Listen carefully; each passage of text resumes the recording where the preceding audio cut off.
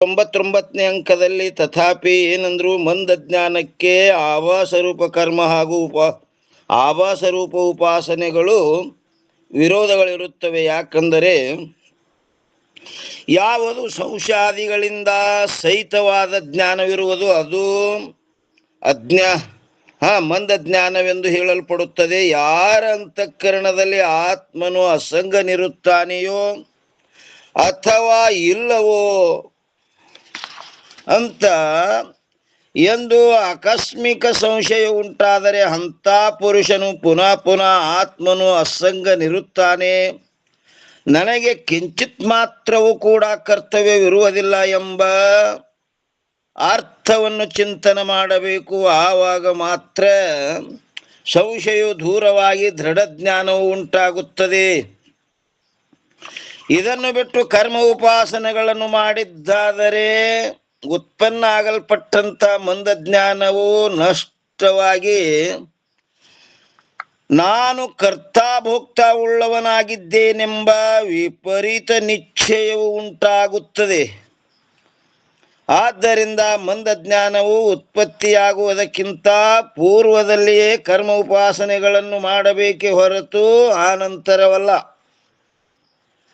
ಒಂದು ವೇಳೆ ಮಂದ ಜ್ಞಾನವನ್ನು ಕರ್ಮ ಉಪಾಸನೆಗಳನ್ನು ಏನಂತಾರ್ರಿ, ಒಂದು ವೇಳೆ ಮಂದ ಜ್ಞಾನವುಳ್ಳವನು ಕರ್ಮ ಉಪಾಸನೆಗಳನ್ನು ಮಾಡಿದ್ದಾದರೆ ಉತ್ಪನ್ನ ಆಗಲ್ಪಟ್ಟಂಥ ಜ್ಞಾನವು ನಷ್ಟವಾಗಿ ಹೋಗುತ್ತದೆ. ಅದಕ್ಕೆ ದೃಷ್ಟಾಂತ ಏನು ಹೇಳಿದ್ರೆ ನಿನ್ನೆ ದಿವಸ ಹೇಳ್ಯಾರ. ಹೇಗಂದರೆ, ಪಕ್ಷಿಯು ತನ್ನ ಅಂಡದ ಮೇಲೆ ಕುಳಿತು ರೆಕ್ಕೆಗಳು ಇನ್ನೂ ಉತ್ಪತ್ತಿಯಾಗುವುದಕ್ಕಿಂತ ಪೂರ್ವದಲ್ಲಿ ಕಾವು ಕೊಡುತ್ತದೆ ಹೊರತು ರೆಕ್ಕೆಗಳು ಉತ್ಪತ್ತಿಯಾದ ಆನಂತರ ಅಲ್ಲ. ಒಂದು ವೇಳೆ ರೆಕ್ಕೆಗಳು ಉತ್ಪತ್ತಿಯಾದ ಆನಂತರದಲ್ಲಿಯೂ ಆನಂತರದಲ್ಲಿಯೂ ಕೂಡ ಅಂಡಕ್ಕೆ ಕಾವು ಕೊಟ್ಟಿದ್ದಾದರೆ ಆ ಬಾಲ ಪಕ್ಷಿಯ ರೆಕ್ಕೆಗಳು ಅಂಡದ ಜಲದಲ್ಲಿ ಕರಗಿ ಹೋಗುತ್ತವೆ. ಹೇಗೋ ಹಾಗೆ ಜ್ಞಾನದ ಉತ್ಪತ್ತಿಗಿಂತ ಪೂರ್ವದಲ್ಲಿಯೇ ಏನು ಕರ್ಮ ಉಪಾಸನೆಗಳನ್ನು ಮಾಡಬೇಕೆ ಹೊರತು ಜ್ಞಾನವು ಉತ್ಪತ್ತಿಯಾದ ಆನಂತರವಲ್ಲ. ಒಂದು ವೇಳೆ ಜ್ಞಾನವು ಉತ್ಪತ್ತಿಯಾದ ಆನಂತರದಲ್ಲಿಯೂ ಕೂಡ ಕರ್ಮ ಉಪಾಸನೆಗಳನ್ನು ಮಾಡಿದ್ದಾದರೆ ಆ ಬಾಲ ಪಕ್ಷಿಯಂತೆ ಮಂದ ಜ್ಞಾನವು ಕೂಡ ನಾಶವಾಗಿ ಹೋಗುತ್ತದೆ. ಆದರೆ ಯಾವ ಪ್ರಕಾರ ವೃದ್ಧ ಪಕ್ಷಿಯು ಅಂಡದ ಸಂಬಂಧವನ್ನು ಹೊಂದಿದರೂ ಆ ವೃದ್ಧ ಪಕ್ಷಿಗೆ ಹೇಗೆ ಹಾನಿ ಸಂಭವಿಸುವುದಿಲ್ಲವೋ ಅದರಂತೆಯೇ ದೃಢ ಜ್ಞಾನಿಗೂ ಕೂಡ ಹಾನಿ ಸಂಭವಿಸುವುದಿಲ್ಲ. ಇನ್ನು ಆ ವೃದ್ಧ ಪಕ್ಷಿಯು ಆ ಅಂಡದ ಸಂಬಂಧವನ್ನು ಮಾಡುವುದರಿಂದ ತನಗೆ ಹೇಗೆ ಯಾವ ಪ್ರಯೋಗವೂ ಯಾವ ಉಪಯೋಗವೂ ಇಲ್ಲವೋ ಅದರಂತೆಯೇ ದೃಢ ಜ್ಞಾನಿಗೂ ಕೂಡ ಕರ್ಮ ಉಪಾಸನೆಗಳಿಂದ ಯಾವ ಉಪಯೋಗವೂ ಇಲ್ಲ. ಈ ರೀತಿಯಿಂದ ಜ್ಞಾನಿಗೆ ಮೋಕ್ಷದ ನಿಮಿತ್ತವಾಗಿ ಮಾಡಬೇಕಾದ ಕಿಂಚಿತ್ ಮಾತ್ರವೂ ಕೂಡ ಕರ್ತವ್ಯವಿರುವುದಿಲ್ಲ. ಈ ರೀತಿಯಿಂದ ಮೂರನೇ ಪ್ರಶ್ನೆಗೆ ಉತ್ತರವನ್ನು ಹೇಳಲ್ಪಟ್ಟಿತು. ಏನವು ಅಗ್ರದ ದೇವ 3 ಪ್ರಶ್ನೆ ಮಾಡಿದ. ಆ 3 ಪ್ರಶ್ನೆ ಇಲ್ಲಿ ಪರ್ಯಂತರ ಸರಿಯಾಗಿ ಉತ್ತರವನ್ನು ಕೊಟ್ಟರು. ಇವತ್ತಿನ ದಿವಸ ಏನು ಪ್ರಾರಂಭ ಆಗ್ತದಪ್ಪ ಅಂತ ಕೇಳಿದ್ರೆ 400ನೇ ಅಂಕ. ಓಂ ನಮಃ ಶಿವಾಯ. ಎಲ್ಲರಿಗೂ ಕೇಳಿಸ್ತದ್ರಿ ಪೌರ?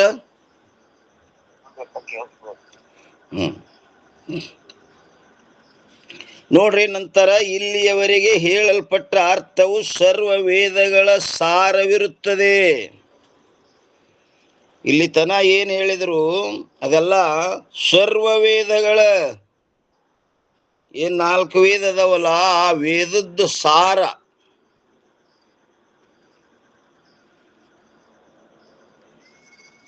ಯಾವ ಶಿಷ್ಯನಿಗೆ ಆಚಾರ್ಯರು ಇಲ್ಲಿಯವರೆಗೆ ಉತ್ತರವನ್ನು ಹೇಳಿದರು ಅದನ್ನು ವೇದಕ್ಕನುಸಾರವಾಗಿಯೇ ಹೇಳಿರುವರು. ವೇದ ಹಂಗೆ ಹೇಳ್ಯದ ಹಂಗೆ, ಇಲ್ಲೇನು ಸ್ವಲ್ಪನೂ ವ್ಯತ್ಯಾಸ ಆಗಲಿಲ್ಲ. ಆದ್ದರಿಂದ ಯಥಾರ್ಥವಿರುತ್ತದೆ ಎಂಬ ವಾರ್ತೆಯನ್ನು ಹೇಳುತ್ತಾರೆ. ಇದು ಸತ್ಯದ. ಅದಕ್ಕೆ ದುವಾ ಹೇಳ್ತಾರೆ ನೋಡ್ರಿ, 10ನೇ 11ನೇ ದುವಾ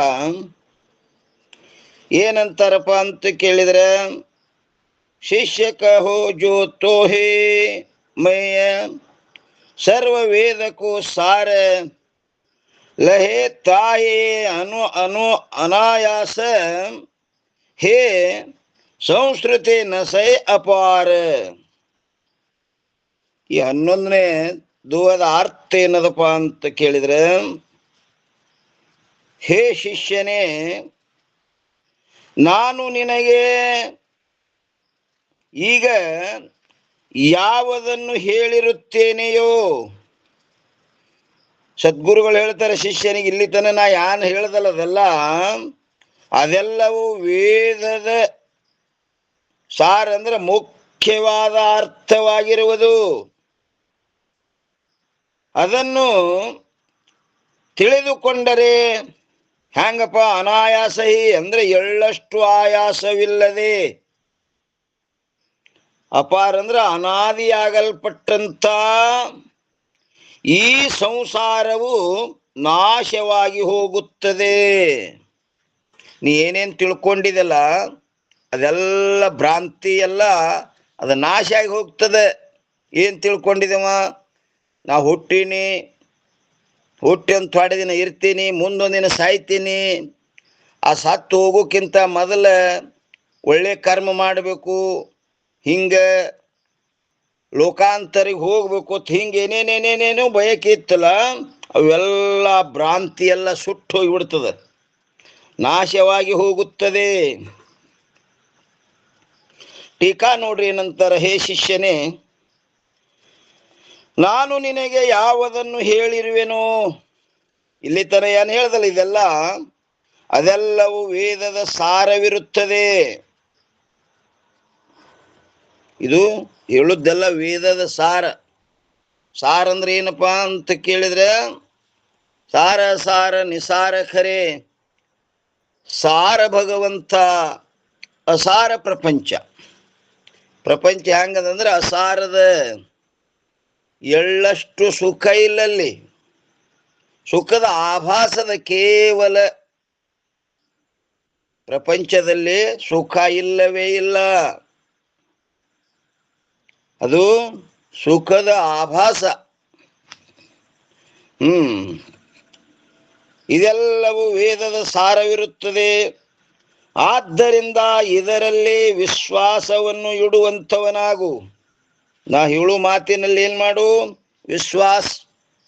ವಿಶ್ವಾಸ ಅಂದ್ರೆ ಶ್ರದ್ಧಾ, ನಂಬಿಕೆ. ಹಾಗೂ ಇದನ್ನು ತಿಳಿದುಕೊಳ್ಳುವುದರಿಂದ ಅನಾಯಾಸ ಅಂದರೆ ಸ್ವಲ್ಪವೂ ಕಷ್ಟವಿಲ್ಲದೆ ಅಪಾರವಾಗಿರತಕ್ಕಂತಹ ಯಾವ ಸಂಸ್ಕೃತಿ, ಇದಕ್ಕೇನು ಕೊಟ್ರೆ ಅಪಾರ, ಹಿಂದಿಂದೆಲ್ಲದ ಅನಾದಿ ಅದನು. ಯಾವ ಸಂಸ್ಕೃತಿ ಅಂದರೆ ಜನನ ಮರಣ ರೂಪ ಸಂಸಾರವು ನಾಶವಾಗಿ ಹೋಗುತ್ತದೆ. ಅದು ಏನ್ ತಿಳ್ಕೊಂಡಿವಲ್ಲ, ನಾ ಹುಟ್ಟವ ಸಾಯವ ಅಂತ, ಅದು ನಾಶ ಆಗಿ ಹೋಗ್ತದೆ.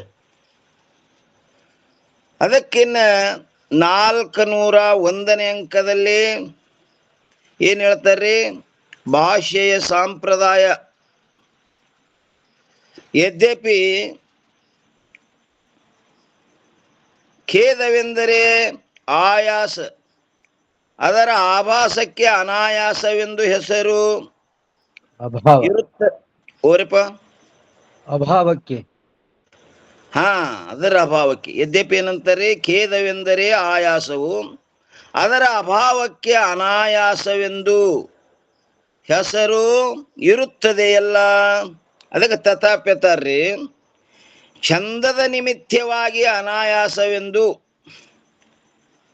ಅದು ಛಂದಕ್ಕೋಸ್ಕರವಾಗಿ ಅನಾಯಾಸವೆಂದು ಆಗಿರುತ್ತದೆ. ಭಾಷೆಯಲ್ಲಿ ಛಂದಕ್ಕೋಸ್ಕರ ಗುರುಸ್ಥಾನದಲ್ಲಿ ಲಘು ಹಾಗೂ ಲಘು ಸ್ಥಾನದಲ್ಲಿ ಗುರು ಆದದ್ದಾದರೆ ಅದು ದೋಷವಲ್ಲ. ಎಲ್ರಿ, ಭಾಷೆಯಲ್ಲಿ ಛಂದಕ್ಕೋಸ್ಕರ ಛಂದಸ್ಕೋಸ್ಕರ ಗುರುಸ್ಥಾನದಲ್ಲಿ ಲಘು ಹಾಗೂ ಲಘು ಸ್ಥಾನದಲ್ಲಿ ಗುರು ಆದದ್ದಾದರೆ ಅದು ದೋಷವಲ್ಲ. ಮತ್ತು ಮೋಕ್ಷ ಸ್ಥಾನದಲ್ಲಿ ಮೋಕ್ಷವೆಂದು, ಮೋಕ್ಷ ಸ್ಥಾನದಲ್ಲಿ ಒಮ್ಮೊಮ್ಮ ಅದು ಮೋಕ್ಷ ಅಂತ ಹೇಳ್ಯಾರ ನೋಡ್ರಿ. ಮೋಕ್ಷವೆಂದು ಭಾಷ್ಯೆಯಲ್ಲಿ ಪಾಠವಾಗಿರುತ್ತದೆ. ಯಾಕಂದರೆ ಈ ರೀತಿ ಭಾಷ್ಯೆಯ ಸಂಪ್ರದಾಯವೇ ಇರುತ್ತದೆ. ಇನ್ನ ದೋಹ ಹೇಳ್ತಾರೆ ಮತ್ತ, ಲಘು ಗುರು ಗುರು ಲಘು ಹೋತ ಹೈ ವೃತ್ತಿ हेतु उच्चार रोवे अरु के ठौर में अब के ठौर ವಕಾರ. ಅದರ ಅರ್ಥ ಏನು ಹೇಳ್ತಾರಪ್ಪ ಅಂತ ಕೇಳಿದ್ರೆ, ವೃತ್ತದ ಉಚ್ಚಾರದ ಏನ್ರಿ ಕಾರಣದಿಂದ ಲಘು ಸ್ಥಾನದಲ್ಲಿ ಗುರು, ಗುರು ಸ್ಥಾನದಲ್ಲಿ ಲಘು ಏನಾಗ್ಯದಲ್ಲಿ ಸಂಭವಿಸುತ್ತದೆ. ಹೇಗೆಂದರೆ ಅರು ಎಂಬ ಸ್ಥಾನದಲ್ಲಿ ರು ಎಂದು ಆಗಿರುತ್ತದೆ. ಅರುಕಿಯಿಂದ ಅರುಕಿ ಸ್ಥಾನದಲ್ಲಿ ಅರು ಅಂತ ಬಂದೈತ್ರಿ ಅದು. ಅರು ಅರು ಸ್ಥಾನದಲ್ಲಿ ಎಲ್ಲಿ ಬಂದದ್ರಿ ಅದು? ಅರುಕಿ ಅಂದ್ರೆ ಅರು. ಅರುಕಿ ಅಂದ್ರೆ ಅರು ಸ್ಥಾನದಲ್ಲಿ ರು ಎಂದು ಆಗಿರುತ್ತದೆ. ಅಬ ಎಂಬ ಸ್ಥಾನದಲ್ಲಿ ಏನಂತ ಬಂದದ್ರಿ?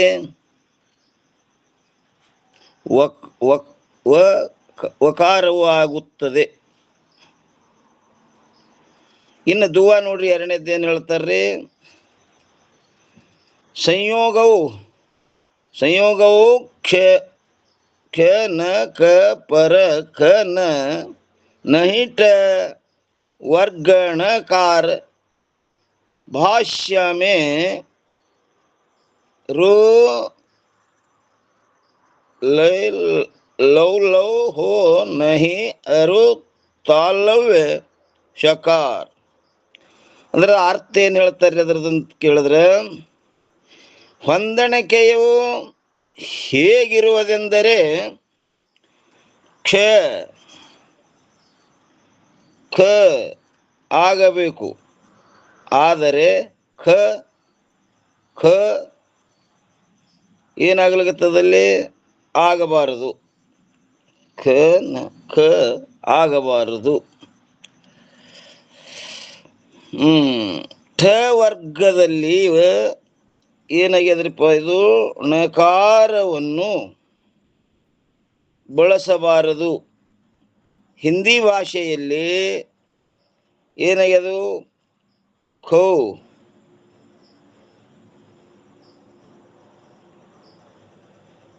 ಹಾಗೂ ತೌಲೌ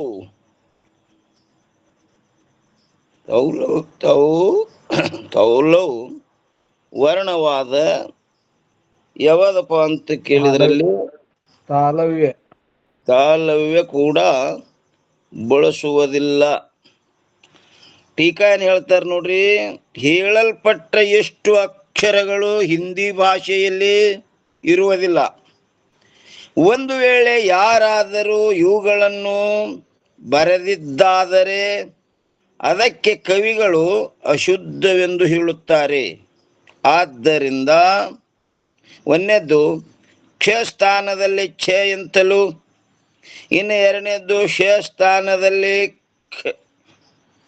ಖ ಎಂತಲೂ, ಇನ್ನ ಮೂರನೇದ್ದು ನಕಾರ ಸ್ಥಾನದಲ್ಲಿ ನ ಕಾರವೆಂತಲೂ, ಇನ್ನು ನಾಲ್ಕನೇದ್ದು ರು ಹಾಗೂ ಲವು ಸ್ಥಾನಗಳಲ್ಲಿ ರಿ ಹಾಗೂ ಲಿ ಎಂತಲೂ, ಇನ್ನು ಐದನೇದು ಶಕಾರ್ ಸ್ಥಾನದಲ್ಲಿ ಸಕಾರವೆಂತಲೂ ಹಿಂದಿ ಭಾಷೆಯಲ್ಲಿ ಬರೆಯುವುದು ಯೋಗ್ಯವಿರುತ್ತದೆ.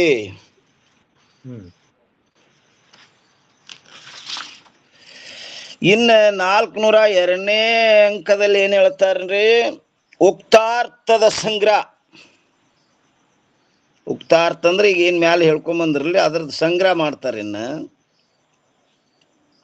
402ರಿಂದ 404 ಅಂಕ ಪರ್ಯಂತರ ಜಗತ್ತಿನ ಕರ್ತೃನಾದ ಯಾವ ಈಶ್ವರನಿರುವನು ಅವನು ನಿನಗಿಂತಲೂ ಭಿನ್ನನಲ್ಲ ಮತ್ತು ಸಚ್ಚಿದಾನಂದ ರೂಪ ಬ್ರಹ್ಮನೇ ನೀನಿರುತ್ತಿ ಎಂದು ಆಚಾರ್ಯರು ಹೇಳಿದರು. ಆಚಾರ್ಯ ಅಂದ್ರೆ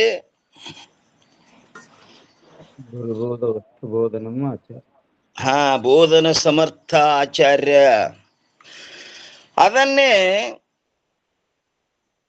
ಕೃಪೆಯಿಂದ ಪುನಃ ಹೇಳುತ್ತಾರೆ. ಕವಿತೆ ಏನ್ ಹೇಳ್ತಾರೆ ನೋಡ್ರಿ. दीनता को त्यागी नर अपनो स्वरूप देखे तो शुद्ध ब्रह्म ज दृश्य को प्रकाश होय. ಅದರ ಅರ್ಥ ಏನ್ ಹೇಳ್ತಾರೆ ನೋಡು. ದೀನತನವನ್ನು ತ್ಯಾಗ ಮಾಡಿ, ಏನು ಬಡ್ಕೊಳಕತ್ತಿದೆಯಲ್ಲ ಅದು ಮಾಡ್ಬೇಕು, ಅದು ಪಡ್ಕೋಬೇಕು, ಇದು ಪಡ್ಕೋಬೇಕಂತ ಭಿಕಾರಿ ಆಗಿದೆ ನೋಡಿ, ಭಿಕಾರಿ. ಅದನ್ನು ಬಿಡು ಅಂತಾರವರು. ದೀನತನವನ್ನು ತ್ಯಾಗ ಮಾಡಿ ಹೇ ಪುರುಷನೇ, ನರ ಅಂದ್ರೆ ಹೇ ಪುರುಷನೇ, ನಿನ್ನ ಸ್ವರೂಪವನ್ನು ಏನು ನಿನ್ನ ಸ್ವರೂಪವನ್ನು ನೋಡು. ನೀನಂತೂ ಹ್ಯಾಂಗಪ್ಪ ಅಂದ್ರ ಜನನರಹಿತನಾದ ಶುದ್ಧ ಬ್ರಹ್ಮ ಸ್ವರೂಪನಾಗಿದ್ದು ಸಕಲ ದೃಶ್ಯ ಪದಾರ್ಥಗಳನ್ನು ಪ್ರಕಾಶಿ ಅಂದ್ರೆ ಪ್ರಕಾಶ ಮಾಡುವಂತವನಾಗಿರುವೆ. ಎಲ್ಲ ದೃಶ್ಯ ಪದಾರ್ಥಗಳನ್ನೆಲ್ಲ ಹೆಂಗ್ ಮಾಡ್ತೀನಿ? ಪ್ರಕಾಶ ಮಾಡ್ತಿ, ಅದನ್ನ ಅರಿಯವದೆ ತಿಳಿಯವದೆ. ಅದಕ್ಕೆ ಮತ್ತೊಂದು ಕವಿತೆ ಏನ್ ಹೇಳ್ತಾರ? ಅಪನೇ ಅಜ್ಞಾನತೆ ಜಗತ್ ಸಬ ತೋ ಹೋಯ್ ರಚೆ ಸರ್ವ ಕೋ ಸಂಹಾರ ಕರೆ ಆಪ ವಿನಾಶಿ ಹೊಯ್. ಅಂದ್ರೆ ಈ ಕವಿತ್ವದ ಅರ್ಥ ಏನ್ ಹೇಳ್ತಾರಪ್ಪ ಅಂತ ಕೇಳಿದ್ರೆ, ತನ್ನ ಅಜ್ಞಾನದಿಂದಲೇ ಇದೆಲ್ಲ ಹುಟ್ಟಿನಿ ಸಾಯ್ತೀನಿ ಇದೊಂದು ಜಗತ್ತದ ತನ್ನದು, ಅದರಿಂದ ತನ್ನ ಅಜ್ಞಾನದಿಂದಲೇ ಸ್ವರೂಪದ ಯಥಾರ್ಥ ಜ್ಞಾನ ಇಲ್ಲದಕ್ಕೆ ಏನೇನೇನೇನು ಅನೇಕವನ್ನು ಮಾಡ್ಕೊಂಡು ಕೂತಾನ ನೋಡ್ರಿ ಪುಣ್ಯಾತ್ಮ. ಸರ್ವ ಜಗತ್ತನ್ನು ನೀನೇ ರಚನೆ ಮಾಡಿ ಪುನಃ ಸರ್ವವನ್ನು ಸಂಹಾರ ಅಂದ್ರೆ ಸಂಹಾರ ಮಾಡುವಂಥವನಾಗಿರುವಿ. ಅಂದರೆ ಸ್ವತಃ ತಾನು ಮಾತ್ರ ಅವಿನಾಶಿ ನಾಶರಹಿತನಾಗಿರುವನು. ಸ್ವತಃ ಹೆಂಗದನಪ್ಪ ಅಂತ ಕೇಳಿದ್ರೆ ಎದರಿಂದು ನಾಶ ಆಗಂಗಿಲ್ಲನೇ. ಯಾಕಂದ್ರೆ ಅದಕ್ಕ ಭಗವದ್ಗೀತಾ ಪ್ರಮಾಣದ ನೈನಂ ಚಿಂದಂತಿ ಶಸ್ತ್ರಾಣಿ ನೈನಂ ದಹತಿ ಪಾವಕ ನ ಚೈನಂ ಖೇದಯಂತ್ಯಾಪೋ ನ ಶೋಷಯತಿ ಮಾರುತ. ಯಾವ ಶಸ್ತ್ರಗಳು ನಿನ್ನನ್ನು ಕತ್ತರಿಸುವುದಿಲ್ಲ. ಯಾಕ? ನೀ ದ್ರವ್ಯ ಅಲ್ಲಪ್ಪ, ಕೇವಲ ತತ್ವ. ಅದಕ್ಕೆ ಯಾವ ನೀರ ತೊಯ್ಸಂಗಿಲ್ಲ, ಗಾಳಿ ಹಾರಿಸಂಗಿಲ್ಲ, ಬೆಂಕಿ ಸುಡಂಗಿಲ್ಲ. ಅವಕ್ಕೂರು ಯಾವಕ್ಕೂ ಪ್ರಯೋಗ ನಡೆಯಂಗಿಲ್ಲ ಇಲ್ಲಿ. ಅದಕ್ಕೆ ನೀ ಹೆಂಗದಿ ಅವಿನಾಶಿ, ನಾಶ ಅನ್ನೋದೇ ಇಲ್ಲ ನಿನಗ. ಅದಕ್ಕೆ ಅವಿನಾಶಿ. ಮಕ್ಕಳು ಶೋಷೆ ವಚ. ಹಾ, ಅವು ಯಾವು ಇಲ್ಲಂದ್ರು ಏನು ವಿಪರೀತ ತಿಳ್ಕೊಂಡ್ ಬಿಟ್ಟ ನೋಡ್ರಿ, ಅಜ್ಞಾನದಿಂದ ತನ್ನ ಸ್ವರೂಪದ ಮರವೆಯಿಂದ. ಮಿಥ್ಯಾ ಪರಪಂಚ ದೇಖೆ ದುಃಖ ಚಿನ ಚನ ಅನಿ ಜಯ ವೇದನ ಕೋ ವೇದ ತೋ ತೌ ಸಬ ಸುಖ ರಾಶಿ ಹೊಯ್. ಅಂದ್ರ ದೇವನಕೋ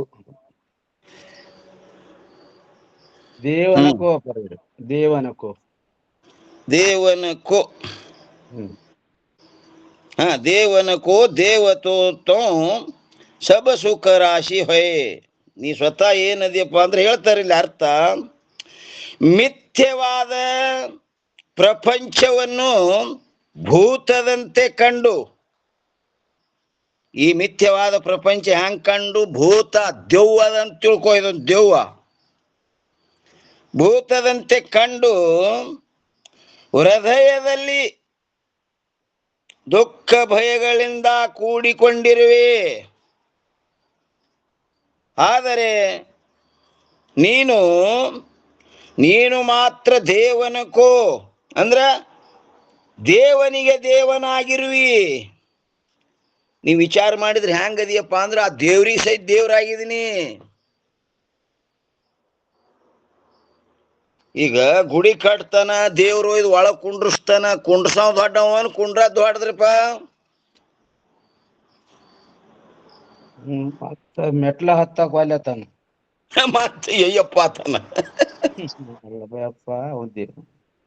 ತಾನೇ ಕಲ್ಲು ತಂದಾನ, ತಾನೇ ಕಟ್ಟ್ಯಾನ, ಒಂದೆಲ್ಲೋ ಹೊಳ್ಯಾಂದು ಒಯ್ದು ಕಲ್ಲು ಒಯ್ದು ಒಳಗಿಟ್ಟಾನ, ಮತ್ತ ಅದಕ್ಕೆ ಅಡ್ಡ ನೆಟ್ಟು ಬೀಳಗತ್ತಾನ ಹುಚ್ಚ. ಅದೆಲ್ಲ ಮಾಡಿದವ್ರು ಯಾರು? ಸಂಸಾರವೆಂಬ ಹೆಣ ಬಿದ್ದೊಡೆ ತೆನ ಬಂದ ನಾಯಿ ಜಗಳವ ನೋಡಿರೋ. ನಾಯಿ ಜಗಳವ ಕಂಡು ಹೆಣನದ್ದು ನಗುತ್ತಿದೆ, ಗುಹೇಶ್ವರ ಲಿಂಗ ಅಲ್ಲಿಲ್ಲ ಕಾಣಿರೋ. ಹೆಣ ಅಂತ ತಿಳ್ಕೊರಿದು ಅಂತಾರ. ಹೌದೌದೌದು. ಯಾಕಂದ್ರೆ ಎಲ್ಲಾ ಮಾಡ್ದವ್ ನೀಯಪ್ಪ. ಮತ್ತ ಅದ ನನಗ ದೇವ್ರ ಅಂತ ಮತ್ತ ಅದಕ್ಕಿಂತ ಸಣ್ಣವಾಗಿದ್ದೀನಿ. ನೀ ಏನು ಗುಡಿ ಕಟ್ಟಿದ್ರೆ ಕಟ್ಟಿಸ್ಕೊತದ, ಒಳಗಿಟ್ರೆ ಇಟ್ಟಿಸ್ಕೊತದ, ಹೊರಗಿಟ್ರೆ ಇಟ್ಟಿಸ್ಕೊತದ, ನೀರು ಹಾಕಿದ್ರೆ ಹಾಕಿಸ್ಕೊತದ, ಹೂ ಏರ್ಸಿದ್ರೆ ಏರ್ಸ್ಕೊತದ, ಏರ್ಸಲಿಲ್ಲ ಅಂದ್ರೆ ಯಾಕೆ ಏರ್ಸಿಲ್ಲ ಅಂತ ಕೇಳಂಗಿಲ್ಲದು. ಅಂತದಕ್ಕೆ ನೀ ಎಷ್ಟು ದೊಡ್ಡದು ಮಾಡಿ ಬಿಟ್ಟಿದಿ. ನೀ ಎಷ್ಟು ದೊಡ್ಡವಿದ್ದೆ ಅನ್ನೋದು ಪ್ರಜ್ಞೆ ಇಲ್ಲ. ಅದೆಲ್ಲ ಮಾಡಿದವ್ರು ಯಾರಪ್ಪ? ಹಾಗೂ ಸರ್ವವೆಲ್ಲವೂ ಸುಖ ರಾಶಿ ಅಂದ್ರೆ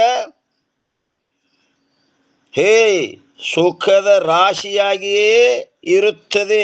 ಹೊಯ್ ಅಂದ್ರೆ ಎಲ್ಲ ಸುಖದ ರಾಶಿನೇ ಅದ. ಇನ್ನ ಕವಿತೆ ಏನ್ ಹೇಳ್ತಾರ ಇಲ್ಲಿ 12ನೇದ್ದು, ಮತ್ತ ಜೀವ ಜಗ ಈಶೆ ಹೋಯ್ ಮಾಯಾ ಸೆ ಪ್ರವಾಸೆ ಹೋ ತೋಹೆ ಜೈಸೆ ರಜ್ಜು ಸಾಪ ಶಿಪಿ ರೂಪ ಮೈ ಪ್ರವಾಸ ಹೊಯ್. ಇದ್ರ ಅರ್ಥ ಏನ್ ಹೇಳ್ತಾರಪ್ಪ ಅಂತ ಕೇಳಿದ್ರೆ, ಯಾವ ಪ್ರಕಾರ ರಜ್ಜು ಅಂದ್ರೆ ಹಗ್ಗವು ಸರ್ಪವಾಗಿಯೂ, ಸಾಪ ಅಂದ್ರ ಸರ್ಪವಾಗಿಯೂ, ಶಿಪಿ ಅಂದ್ರ ಶುಕ್ತಿಯು, ರೂಪ ಅಂದ್ರೆ ರಜತವಾಗಿಯೂ ಹೇಗೆ ಪ್ರವಾಸವೇ ತೋರುತ್ತದೆಯೋ. ಏನದದು? ಕೇವಲ ಹಗ್ಗದ ಹಾವ ಅಂತ ಮಾಡಿ ತಿಳ್ಕೊಂಡಿ, ಕೇವಲ ಶಿಂಪಿ ಅದ ರಜತ ಅಂತ ಓಡಿ ಹೋದಿ.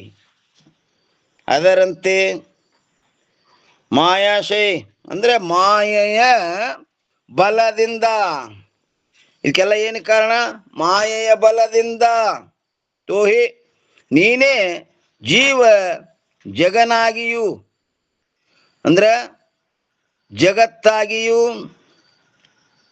ನೋಡ್ರಿ ನಂತರ ನೀನೇ ಜೀವ ಜೀವನಾಗಿಯೂ ಜಗ ಅಂದ್ರೆ ಜಗತ್ತಾಗಿಯೂ ಹಾಗೂ ಈಶ ಹೋಯೆ ಅಂದ್ರ ಈಶ್ವರನಾಗಿಯೂ ಪ್ರಭಾಷ್ಯ ಅಂದ್ರ ತೋರುತ್ತಿರುವಿ. ನೀನೇ ಎಲ್ಲ ಒಂದೇ ನೀನೇ ಇದ್ರು ತಯಾರು ಸಹಿತ ಮಾಡಿರ್ತಕ್ಕಂತ ಹಗ್ಗದು. ಹಾ ಆ ಹಗ್ಗಕ್ಕ ನೀನೇ ಹೆದರ್ತಿದಿ ಸರ್ಪ ಅಂತ ಹೇಳಿ. ಹಾ ನೀನೇ ಹೆದರ್ತಿ. ಹ್ಮ್ ನೀನ್ ವಾಸ್ತವಿಕವಾಗಿ ಎಲ್ಲ ನೀನೇ ಒಂದೇ ಇದ್ರು ಸಹಿತ ನಾ ಜೀವ ಜಗತ್ತು ಈಶ್ವರ ಅಂತ ಆಗಿದೆ ನೋಡು. ನೀನೇ ಮಾಡಿಬೇಕು. ಹಾ ಟೀಕಾ ಏನಂತಾರೆ, ಅರ್ಥವು ಸ್ಪಷ್ಟವಿರುತ್ತದೆ, ಅರ್ಥ ಸ್ಪಷ್ಟದ ಅಂತ ಹೇಳಿದ್ರು ಅವರು. ಇನ್ನ 403ನೇ ಅಂಕದಲ್ಲಿ ಕವಿತ್ವ ರಾಗಚಾರಿ ಲೋಭಹಾರಿ ದ್ವೇಷಮಾರಿ ಮಾರವಾರಿ ವಾರ ಮೃಗವಾರಿ ಪಾರ್ವಾರ ವೇಖಿಯೇ. ಅರ್ಥ ಏನ್ ಹೇಳ್ತಾರ ನೋಡ್ರಿಪ್ಪ ಇಲ್ಲಿ. ಮೋಹವನ್ನು ಸುಟ್ಟು ಆಶೆಯನ್ನು ನಾಶ ಮಾಡಿ ದ್ವೇಷವನ್ನು ಹೊಡೆದು ಹಾಕಿ ಕಾಮನನ್ನು ದೂರ ಮಾಡಿ ಸಂಸಾರವನ್ನು ವಾರ ಅಂದ್ರೆ ಪುನಃ ಮೃಗವಾರಿ ಅಂದ್ರೆ ಮೃಗಜಲದ ಸಮಾನವಾಗಿ ಮಿಥ್ಯವಿರುವುದೆಂದು ಪೇಕಿಯೇ ತಿಳಿಯುವಂಥವನಾಗು. ನೋಡ್ರಿ ಇವೆಲ್ಲ ತೋರ್ತಾವಂದ್ರೆ ಸಹಿತ ಹೆಂಗವ ಮಿಥ್ಯವಾಗಿ ತೋರ್ತವ, ಸತ್ಯ ಇಲ್ಲ. ಮಿಥ್ಯವಿರುವವೆಂದು ತೋರಿದ್ರು ಸಹಿತ ಹೆಂಗವು ಮಿಥ್ಯಾದವ, ಸುಳ್ಳೇ ತೋರ್ತಾವ. ಭೂಮಿ ಮ್ಯಾಗ ಹೊಳೆ ಹರಿದಂಗ ಕಾಣಿಸ್ತದ ಮೃಗ ಜಲ. ಯಾರೇ ಕೊಡ ತುಂಬ್ಕೊಂಬರ್ಲಿಕ್ಕೆ ಹೋಗ್ಯಾರೇನ್ರಿ? ಮಿಥ್ಯಾದದು.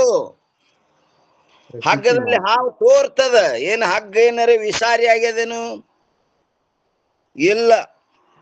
ಶುಕ್ತಿಯಲ್ಲಿ ರಜತ ತೋರ್ತದ, ಯಾರೇ ಹೋಗಿ ಅದನ್ನ ಬಳಿ ಮಾಡಿಸ್ಕೊಂಡು ಕೈಯಾಗ ಹಾಕೊಂಡು ಬಂದಾರೇನು? ಇಲ್ಲಪ್ಪ, ಅದು ಇಲ್ಲ ತೋರ್ತದ ಇರುವಿಕೆ ಇಲ್ಲದು. ಮತ್ತೆ ಇಲ್ಲದು ತೋರಬಾರದತ್ತ ನೇಮೂ ಇಲ್ಲ, ತೋರಿದ್ರೆ ಏನು ಹಾನಿನೂ ಇಲ್ಲ. ಅದಕ್ಕೆ ಕವಿತ್ವ ಮತ್ತೊಂದು ಏನ್ ಹೇಳ್ತಾರ ಇಲ್ಲಿ, ಜ್ಞಾನಭಾನ ಆನೆ ತಮು ತಮ ತಮ ತಮ ತಾರೆ ಭಾಗತ್ಯಾಗ ಜೀವ ಶಿವ ಛೇದ ಅನ್ನದ್ರಿ ಅದು ಭೇದಚ್ಛೇದ. ಹಾ ಛೇದ ವೇದದ ಸುಲೇಖಿಯೇ. ಅಂದ್ರ ಅರ್ಥ ಭಾಗತ್ಯಾಗದ ಲಕ್ಷಣೆಯಿಂದ ಶಿವ ಜೀವರ ಭೇದವನ್ನು ಏನ್ ಮಾಡು, ಛೇದ ತೆಗೆದು ಹಾಕಿ ದೇವನ ಅಂದ್ರ ವೇದನ ಅಂದ್ರ ಅವಶೇಷವಾಗಿ ಉಳಿಯುವ ಚೇತನವನ್ನು ಚೆನ್ನಾಗಿ ಲೇಖಿಯೇ. ಅಂದ್ರ ವಿಚಾರಿಸಿದಾಗ ಜ್ಞಾನಭಾವ ಅಂದ್ರ ಜ್ಞಾನವೆಂಬ ಸೂರ್ಯನು ಆಗಮಿಸಿ ಅಂಧಕಾರ ರೂಪವಾದ ಅಜ್ಞಾನವನ್ನು ದೂರ ಮಾಡುವನು. ಆ ಅಜ್ಞಾನಕ್ಕೆ ಮತ್ತು ಅಂಧಕಾರಕ್ಕೆ ಹೋಲಿ ಕೊಟ್ಟು ಹೇಳಿಗತ್ತಾರ ನೋಡ್ರಿ. ಆ ಅಂಧಕಾರ ಇತ್ತಂದ್ರ, ಆ ಸೂರ್ಯೋದಯ ಆಯ್ತಂದ್ರೆ ಏನಾಗ್ತದ, ಅಂಧಕಾರ ರೂಪವಾದ ಅಂಧಕಾರ ಇಲ್ಲಾಗಿ ಹೋಗ್ಬಿಡ್ತದದು. ನೋಡ್ತೀನಂದ್ರೆ ಇರಂಗಿಲ್ಲ ಅದು. ಅದಕ್ಕೆ ತನ್ನ ಸ್ವರೂಪದ ಜ್ಞಾನ ಆಯ್ತು ಅಂದ್ರೆ ಅಜ್ಞಾನಕ್ಕಲ್ಲಿ ಇರುವಿಕೆನಿಲ್ಲ, ಅಜ್ಞಾನವನ್ನು ದೂರ ಮಾಡುವನು.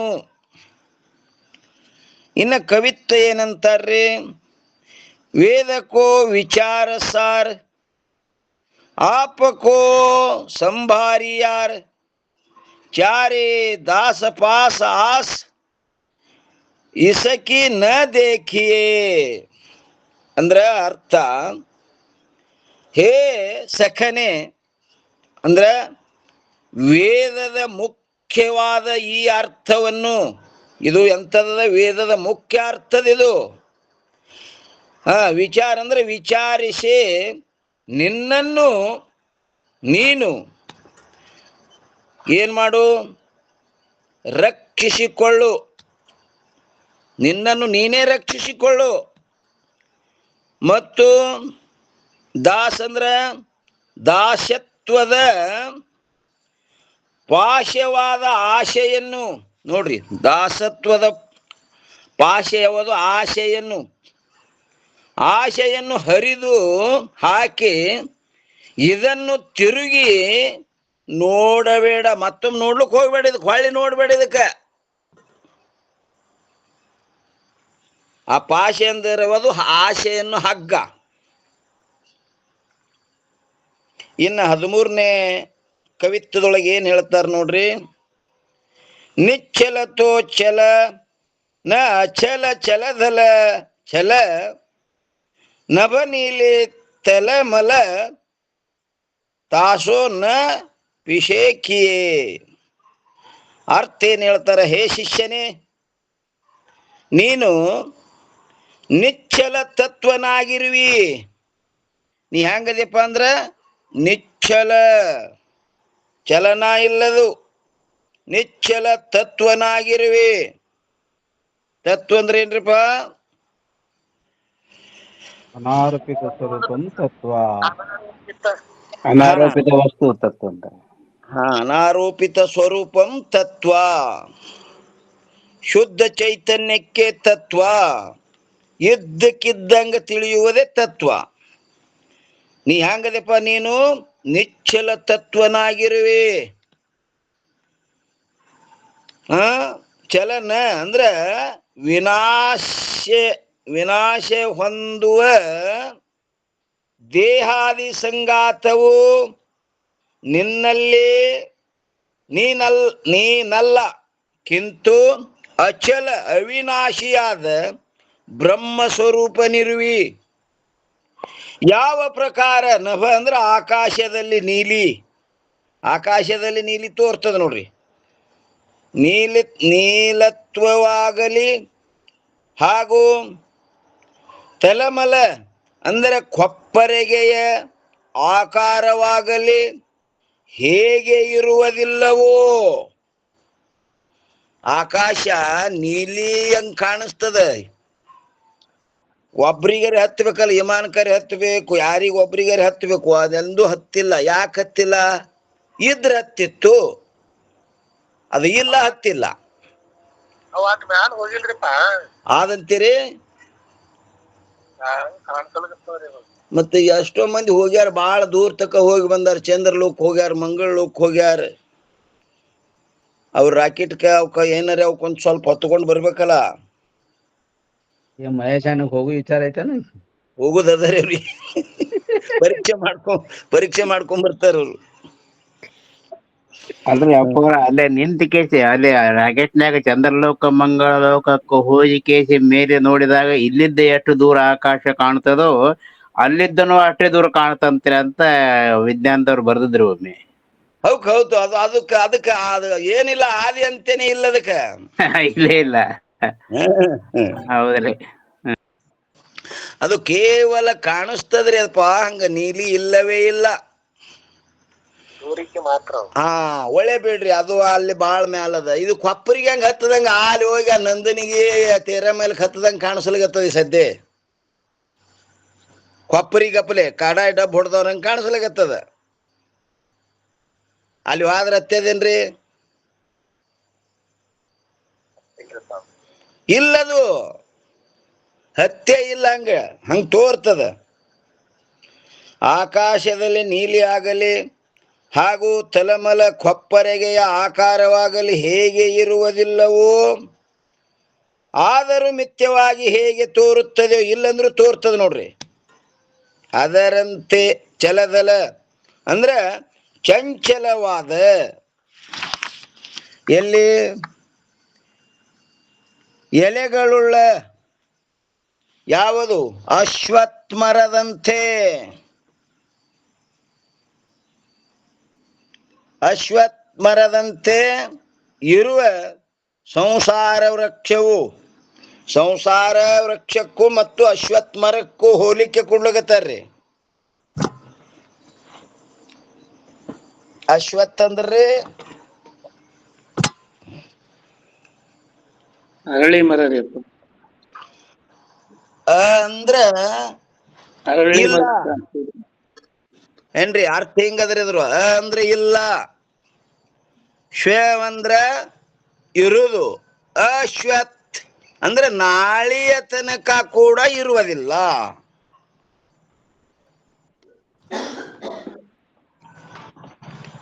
ಏನ್ರಿ? ಅಶ್ವತ್ಥ ಮರದಂತೆ ಇರುವ ಸಂಸಾರ ವೃಕ್ಷವು ಛಲ ಅಂದ್ರೆ ಮಿಥ್ಯವಾಗಿರುತ್ತದೆ.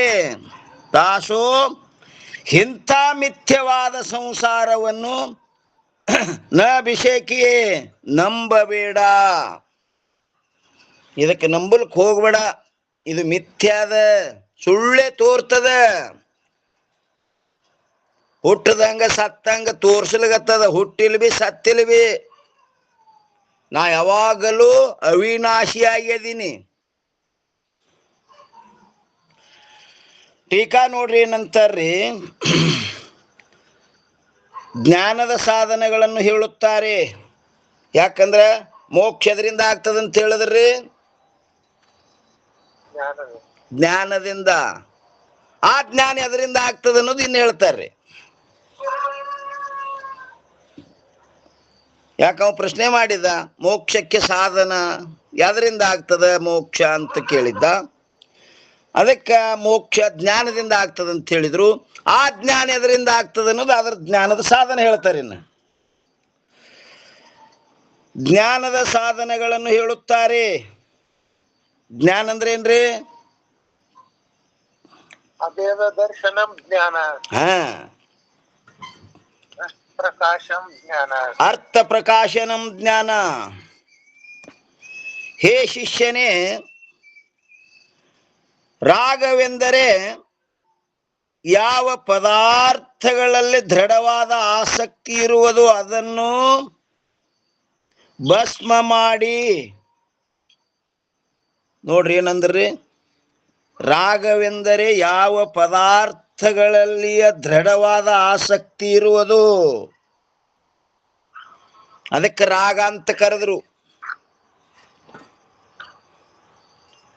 ನಿಜಗೊಂಡ್ರು ರಾಗ ಎದಕ್ಕಂದ್ರಪ್ಪ ಅಂತ ಕೇಳಿದ್ರೆ, ಸುಖದ ಬೆಂಬಳಿಗೊಂಡು ಸುಖವಲ್ಲದಿರ್ದೊಡ ಸುಖವು ನಿಶ್ಚಯಿಸಿ ವಿಷಯದಳು ತೊಡರಿ ಬಿಡದಿರ್ಪ ತತ್ ಸುಖ ಬುದ್ಧಿ ರಾಗ ಅಂತ ಕರೆದ್ರು. ರಾಗಕ್ಕೆ ಲಕ್ಷಣ ಮಾಡ್ಯಾರ ಅವ್ರು. ಎಷ್ಟು ಸಹ ಇಲ್ಲಿ ಹೇಳ್ಯಾರ ನೋಡ್ರಿ, ರಾಗವೆಂದರೆ ಯಾವ ಪದಾರ್ಥಗಳಲ್ಲಿ ದೃಢವಾದ ಆಸಕ್ತಿ ಇರುವುದು ಅದನ್ನು ಭಸ್ಮ ಮಾಡಿ ಲೋಭವನ್ನು ನಾಶ ಮಾಡು. ಲೋಭ ಅದನ್ನು ನಾಶ ಮಾಡು. ದೇಶವನ್ನು ಹೊಡೆದು ಹಾಕಿ ಕಾಮವನ್ನು ದೂರ ಮಾಡು. ರಾಗ ಲೋಭ ದ್ವೇಷ ಕಾಮಗಳನ್ನು ಗ್ರಹಣ ಮಾಡುವುದರಿಂದ ಸರ್ವ ರಾಜಸಿ ತಾಮಸಿ ನಿವೃತ್ತಿಗಳು ಗ್ರಹಣವಾಗುತ್ತವೆ. ಏನ್ ಹೇಳಿದ್ರಿ? ಟಿಪ್ಪಣಿ ಐತಿ ನೋಡ್ರಿ. ರಾಗ ಲೋಭ ದ್ವೇಷ ಕಾಮಗಳನ್ನು ಗ್ರಹಣ ಮಾಡುವುದರಿಂದ ಸರ್ವ ರಾಜಸ ತಾಮಸ, ಅವಕ್ಕೆಲ್ಲ ಕಾರಣ ಏನ್ರಿ? ಇವು ರಜೋಗುಣ ತಮಗುಣಗಳೇ ಕಾರಣ ಅವಕ್ಕೆಲ್ಲಕ್ಕ. ಯಾವಕ್ಕ? ರಾಗ ಲೋಭ ದ್ವೇಷ ಕಾಮಗಳನ್ನು, ಕಾಮಗಳಿಗೆಲ್ಲ.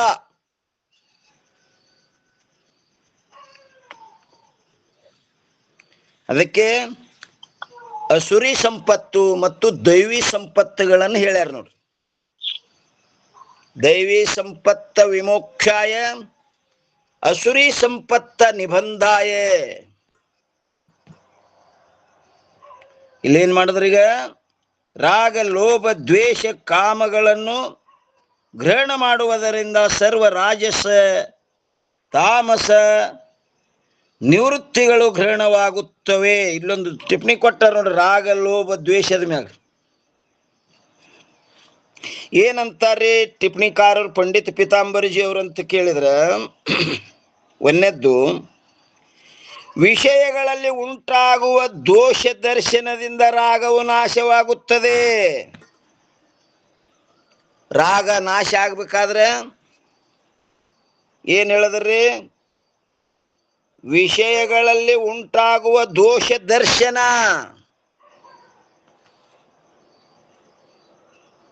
ವೈರಾಗ್ಯ ಬರ್ಬೇಕಾದ್ರೆ ವೈರಾಗ್ಯಕ್ಕ ನಿಜಗುಂಡ್ರು ಹೇಳ್ಯಾರ ನೋಡು, ಬೀಜ ರೂಪ ಕಾರ್ಯಗಳನ್ನ ಹೇಳ್ಯಾರ ವೈರಾಗ್ಯ ಬರ್ಲಿಕ್ಕ. ಬೀಜವಾದ್ರಲ್ಲಿ ದೋಷ ದರ್ಶನವೇ ವನಿತಾದಿ ದೋಷ ದರ್ಶನವೇ ನಿಮಿತ್ತವಾ. ವೈರಾಗ್ಯಕ್ಕೆ ಉಪಾದಾನ ಕಾರಣ ಅಜ್ಞಾನ. ವೈರಾಗ್ಯಕ್ಕ ಏನ್ರಿ ನಿಮಿತ್ತ ಕಾರಣ ಯಾವುದು? ಈ ದೋಷ ದರ್ಶನ ಏನ್ರಿ ನಿಮಿತ್ತ ಕಾರಣ ಏನ್ರಿ? ಅದಕ್ಕೆ ನಿಮಿತ್ತವ ಅಂತ ಹೇಳ್ಯಾರ ಅವರು. ಆ ದೋಷ ದರ್ಶನ ಎಲ್ಲಿತನ ವಿಷಯದಲ್ಲಿ ದೋಷ ದರ್ಶನ ಆಗೋದಿಲ್ಲ ಅಲ್ಲಿತನ ವೈರಾಗ್ಯ ಬರುವುದೇ ಇಲ್ಲ. ಅದಕ್ಕೆ ಹೇಳಿದರು ವನಿತಾದಿ ದೋಷ ದರ್ಶನವೇ ನಿಮಿತ್ತವಾ. ಇದು ಬೀಜ. ಎದಕ್ಕೆ? ವೈರಾಗ್ಯಕ್ಕೆ ಬೀಜ ಏನು? ವನಿತಾದಿ ದೋಷ ದರ್ಶನ. ಜನ್ಮ ಮೃತ್ಯು ಜರಾ ವ್ಯಾಧಿ ದುಃಖ ದೋಷಾನು ದರ್ಶನಂ. ಜನನ ಇಲ್ಲ ಮೃತ್ಯು. ಬೀಜ ರೂಪ. ರೂಪ ಏನ್ರಿ? ವೈರಾಗ್ಯದ ರೂಪ ಏನು? ಅಣುವಿನಿಂದ ಬಿಡುವುದೇ ರೂಪು. ಒಂದು ಅಣುವಿನಿಂದ ಅದನ್ನು ಬಿಡುವುದು ರೂಪ. ಇನ್ನು ವೈರಾಗ್ಯದ ಫಲ ಏನಪ್ಪಾ ಅಂತ ಕೇಳಿದ್ರೆ ಮನವೆತ್ತಲ. ಅದು ಎಲ್ಲಿ ಹೋದ್ರೂ ಸಹಿತ ಮನಸ್ಸು ಏನ್ ಮಾಡ್ಬೇಕ್ರಿ? ಅದನ್ನ ಮೋಹಿಸಬಾರ್ದದು. ಮನವೆತ್ತಲ ಎರಗದಿರ್ಪುದೇ ಅದಕ್ಕ ಕಾರ್ಯ ಅಂತ ಹೇಳ್ಯಾರಲ್ಲಿ. ಬೀಜ ರೂಪ ಕಾರ್ಯ. ವೈರಾಗ್ಯಕ್ಕೆ ಬೀಜ ಏನು? ವನಿತಾದಿ ದೋಷ ದರ್ಶನವೇ ಅದು ಬೀಜ. ರೂಪ ಅಂದ್ರೆ ಏನು? ಅಣುವಿನಿಂದ ಬಿಡುವುದೇ ರೂಪು. ಒಂದು ಅಣುವಿನಿಂದ ಬಿಡುವುದು ಅದು ರೂಪ. ಇನ್ನು ಕಾರ್ಯ ಮನವೆತ್ತಲ್ ಎರಗದಿರ್ಪುದೇ ಕಾರ್ಯ. ಎಲ್ಲಿ ಹೋದ್ರ ಸಹಿತ ಅದರಾಗ ಅದು ಕೂಡ್ಕೊಳಕ್ ಅದನ್ನ ಅಪೇಕ್ಷೆ ಮಾಡಬಾರ್ದು. ಯಪ್ಪ ಹೇಸಿಗೆ ಅದು ಅಲ್ಲೋ ಅಂತ ಹಿಮ್ಮುಖಾಗಿ ಬರ್ಬೇಕದು. ಅದಕ್ಕೆ ಹೇಳ್ಯಾರಿಲ್ರಿ, ವಿಷಯಗಳಲ್ಲಿ ಉಂಟಾಗುವ ದೋಷ ದರ್ಶನದಿಂದ ರಾಗವು ನಾಶವಾಗುತ್ತದೆ. ಸುಮ್ಮನೆ ನಾಶ ಆಗಂಗಿಲ್ಲ. ಅಲ್ಲಿ ದೋಷ ಕಾಣಬೇಕವ. ದೋಷ ರಗಡದವ್ ಖರೆ, ಆ ದೋಷದ ಕಡೆ ಲಕ್ಷ್ಯ ಇಲ್ಲಿ ಒಂದು ನೋಡ್ರಿ. ಒಬ್ಬ ಹುಡುಗ ಒಂದು ಹುಡುಗಿ ಮ್ಯಾಗ ಬಹಳ ಪ್ರೀತಿ ಮಾಡಿದ್ದ. ಉದಾಹರಣೆಗಾಗಿ ಅವ್ರ ಅಪ್ಪ ಬಂದ್ರೇನೋ, ಹುಚ್ಚ ಅದು ನಮ್ಮ ಕಾಷ್ಟದಲ್ಲ, ಇದೇನ್ ಮಾಡಿದಿ, ಇದಕ್ಕೆ ತಲೆ ಮ್ಯಾಗ ಹಾರು ಹುಡುಗಿ ತಂದು ನೀನು ಲಗ್ನ ಮಾಡ್ತೀನಿ, ಬಿಟ್ಟು ಬಿಡು ಆ ಹುಡುಗಿಗೆ ಅಂದ ಅವ್ರ ಅಪ್ಪ ಮಗನಿಗೆ. ಛೆ ಅಂದವ, ನನ್ನ ಪ್ರಾಣ ಹೋಗ್ಲಿ ಬಿಡಂಗಿಲ್ಲ, ಅಕ್ಕಿಗೆ ಮಾಡ್ಕೋತೀನಿ ಅಂದ. ಏನ್ ಮಾಡ್ಬೇಕಿನ್ನು? ಪ್ರಾಣದಕ್ಕಿಂತ ಹೆಚ್ಚಾಗಿಬಿಟ್ಲಕ್ಕಿ. ಮುಂದೆ ಹೇಳುವುದೇನು? ನೆತ್ತು ಅಕಸ್ಮಾತ್ ಒಮ್ಮ ಪ್ರಸಂಗ ಏನು ಬತ್ತಪ್ಪ ಅಂದ್ರೆ, ಒಂದೆರಡು ದಿವಸ ಹುಡುಗ ಯಾವ್ರಿಗೂ ಹೋಗಿ ಬರ್ಬೇಕಾಯ್ತು. ಒಂದೆರಡು ದಿವಸ ಹೋಗಿ ಹೊಳ್ಳಿ ಬರೋದಾಗಿ ಕಿ ಮತ್ತೊಬ್ಬನ ಕೂಡ ಕೂಡ್ತಾಳ, ಮತ್ತೊಬ್ಬ ಮಾತಾಡ್ಲಕತ್ತಾಳಂದ್ರ ಇವ ನೋಡ್ದದು ಛೇ ಅಂದ, ಬ್ಯಾಡ ಇನ್ನು ಆಕಿ ಕಡೆ ಹೋಗೋದೇ ಬೇಡ ಅಂದ. ಯಾಕ? ದೋಷ ಕಂಡ.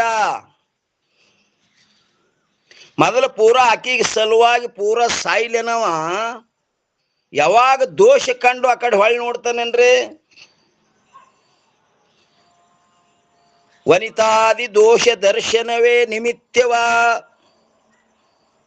ಎದಕ್ಕೆ? ವೈರಾಗ್ಯಕ್ಕೆ.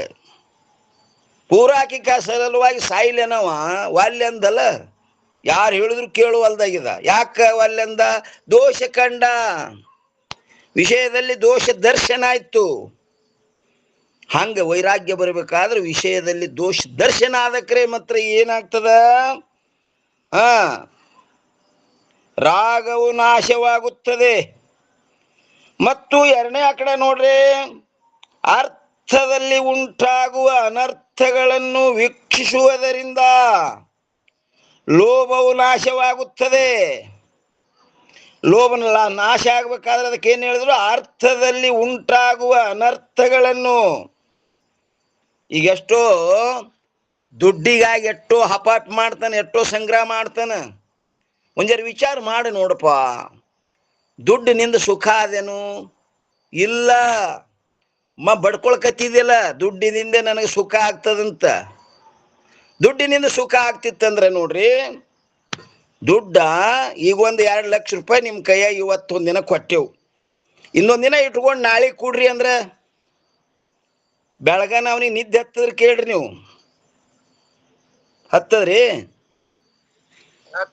ಕಾವಲು ಮಾಡ್ಬೇಕಲ್ರಿ. ರಕ್ಷಣೆ ಮಾಡ್ಬೇಕಲ್ಲ ಅದಕ್ಕ. ಏನ್ ಕಾವ್ರು ಬರ್ತಾರೋ ಏನ್ ಮತ್ತೆ ಯಾನ್ ಇಷ್ಟಲ್ಲಿ ಯಾಕಡೆ ಹೋಗ್ತದೋ? ಅವನಿಗೆ ಚಿಂತಿನೇ ಚಿಂತಿ. ಯಾಕೆ? ರೊಕ್ಕ ಎರಡಕ್ಕೂ ದುಃಖ ಕಾರಣಕ್ಕ. ಎರಡಂದ್ರೆ ಯಾವ? ಇದ್ರು ದುಃಖ, ಇಲ್ಲಂದ್ರು ದುಃಖ. ಇಲ್ಲ ಇಲ್ಲ ಅಂತ ದುಃಖ, ಇದ್ರೆ ಯಾಕೆ ದುಃಖ ರೀ? ಕಾಯ್ಬೇಕಲ್ಲ ಅದಕ್ಕ. ಅದ್ರ ಒಬ್ಬರು ವಶನೂ ಆಗಿಲ್ಲದು. ಅದಕ್ಕೆ ಕಾಯ್ದು ಹಿಡಿಯೋದು ಅತಿ ದುಃಖದ. ಇನ್ನ ಇಲ್ಲಂದ್ರು ಅದು ಇನ್ನ ಅಟ್ಟಕ್ಕೆ ಗಪ್ ಇರ್ತದ. ಇದ್ದುದು ಅತಿ ದುಃಖ. ಈಗ ನೋಡ್ರಿ, ಶ್ರೀಮಂತರು ಎಷ್ಟೋ ದೊಡ್ಡ ದೊಡ್ಡ ಶ್ರೀಮಂತರು ಇರ್ತಾರ, ಅವಕ್ಕೆ ನಿದ್ದೆ ಹತ್ತದೇನೋ, ಗುಳಿಗೆ ನುಂಗುತ್ತಾವ ಕಂಡಾಪಟ್ಟಿ. ಅದಕ್ಕಿಲ್ಲಿ ಏನ್ ಹೇಳ್ತಾರೆ? 2ನೇ ಕಡೆ, ಅರ್ಥದಲ್ಲಿ ಉಂಟಾಗುವ ಅನರ್ಥಗಳನ್ನು ವೀಕ್ಷಿಸುವುದರಿಂದ ಲೋಭವು ನಾಶವಾಗುತ್ತದೆ. ಇನ್ನ 3ನೇ ಕಡ ಟೈಮ್ ಆತ್ರಿ ಅಪ್ಪ ಅವ್ರ. ಟೈಮ್ ಆಗ್ಯದೇನ್ರಿಪ್ಪ? ಇದು ಟಿಪ್ಪಣಿ. ಮತ್ತ 434ನೇ ಟಿಪ್ಪಣಿ ನಾಳಿನ ದಿವಸ ನಾವು ನೀವು ವಿಚಾರ ಮಾಡೋಣ್ರಿ. ಇಲ್ಲಿ ಪರ್ಯಂತರ ಸದ್ಗುರುಗಳ ಕೃಪಾಶೀರ್ವಾದದಿಂದ ನಡೆದ ಬಂದ ವಿಷಯ ಈ ವಾಗ್ರೂಪ ಸೇವೆಯನ್ನು ಗುರುಪಾದದಲ್ಲಿ ಅರ್ಪಿಸಿ ಇವತ್ತಿನ ವಿಷಯಕ್ಕೆ ಮಂಗಲ್ ಹೇಳೋಣ್ರಿ. ಸದ್ಗುರುನ